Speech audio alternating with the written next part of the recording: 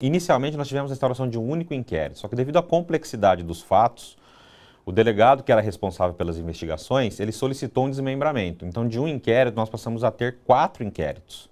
Destes 4 inquéritos inicialmente instaurados, um já foi arquivado, que era o que se relacionava à suposta existência de uma gráfica dentro da associação hospitalar. As provas produzidas pela Polícia Federal demonstraram que não havia gráfica, então ele foi arquivado.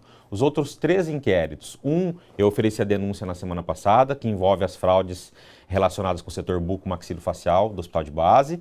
Os outros 2, um foi mandado para São Paulo, que diz respeito a um crime contra o sistema financeiro relacionado à utilização de verba obtida junto à Caixa Econômica Federal para pagamento de uma condenação pessoal do então presidente da associação, que era o senhor Joseph George Saab.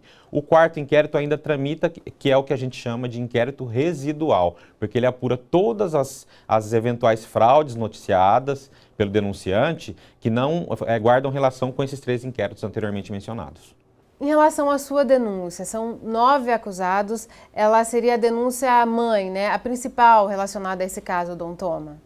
Na minha denúncia, foram denunciados crime de formação de quadrilha, subtração de documento, estelionato qualificado, peculato, e há também narrado na denúncia os crimes de falsificação de documento e falsidade ideológica. Só que esses crimes eles são considerados crimes meios para a prática de outros delitos, no caso o estelionato e o peculato, mas são 6 delitos narrados na denúncia. Em todos os inquéritos são identificados, são acusados tanto administradores da associação hospitalar na época, quanto funcionários. E como eles agiam, doutor Carrero, lá dentro do hospital? A denúncia abrange desde o presidente da associação, conselheiros da associação hospitalar, diretor financeiro e diretor clínico do hospital, da Associação Hospitalar de Bauru. Passava pelo crivo do presidente todos os atos praticados pelo grupo. Então ele tinha perfeito domínio de todas as condutas praticadas. Os conselheiros agiam, ora, envidando esforços para evitar a apuração dos fatos, entendeu? Ora manipulando a opinião de outros conselheiros, sempre objetivando evitar que toda a fraude viesse à tona. Os outros funcionários dos hospitais, que eram os diretores financeiro, diretor clínico, eles atuavam internamente no dia a dia deles, dentro da associação, né, fazendo a tramitação burocrática que permitia, ao final, a partir das fraudes, efetivamente que o destinatário delas, que era o dentista, né, o membro do corpo clínico, recebesse os valores fraudados. E as fraudes são de que natureza? O que eles faziam para fraudar o SUS? A Polícia Federal conseguiu comprovar, corroborando o teor da denúncia inicialmente feita aqui na Procuradoria da República, que eram falsificadas fichas de atendimento ambulatorial, criando, às vezes, pacientes ou criando procedimentos em um determinado paciente que já tinha passado pelo hospital.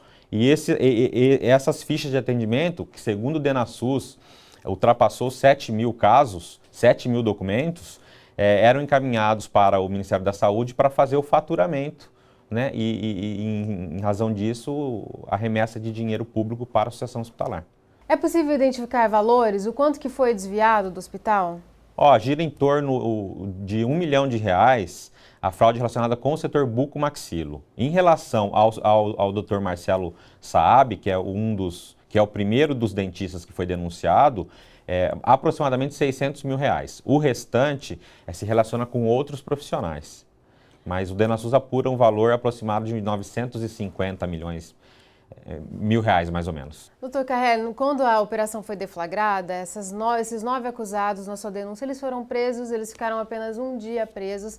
A população se questiona por que eles ficaram só um dia presos e quando que eles serão julgados de fato e vão cumprir a pena. É preciso deixar claro isso até para a população que muito criticou a postura do Poder Judiciário, do Ministério Público e principalmente da Polícia Federal, a razão de eles terem ficado presos apenas um dia.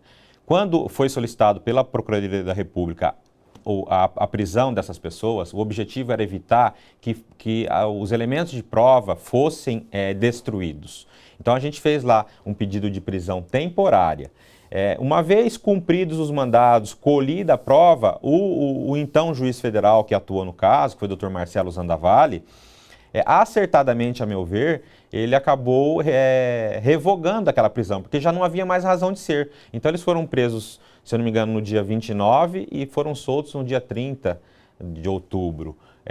Um dia depois. Na verdade, ficaram apenas um dia presos. Mas por isso, porque naquele momento já não existia razão para se perpetuar aquele encarceramento provisório. A finalidade da prisão já tinha sido alcançada. Então, a meu ver, acertadamente, ela foi revogada. É evidentemente que esse tipo de prisão, e a população confunde muito, por ela ser cautelar, ser provisória, não se confunde com a prisão-pena. A prisão-pena ela só virá ao final do processo, se e quando condenados. Nós completaremos agora em outubro 4 anos da deflagração da operação. Devido à complexidade dos fatos, do inquérito, que gira em torno de 30 volumes, né, o volume de documentos que eu tive que analisar, a denúncia foi oferecida somente agora, após a conclusão dos trabalhos da polícia. O DENASUS, que foi responsável pelas auditorias, ele demorou bastante tempo, mas isso evidentemente em razão da complexidade. O fato é muito complexo. Imagina que eles tiveram que avaliar 7.500 fichas de atendimento ambulatorial, então demorou. Agora, uma vez apresentada a denúncia, não vai tardar muito a começar a instrução processual.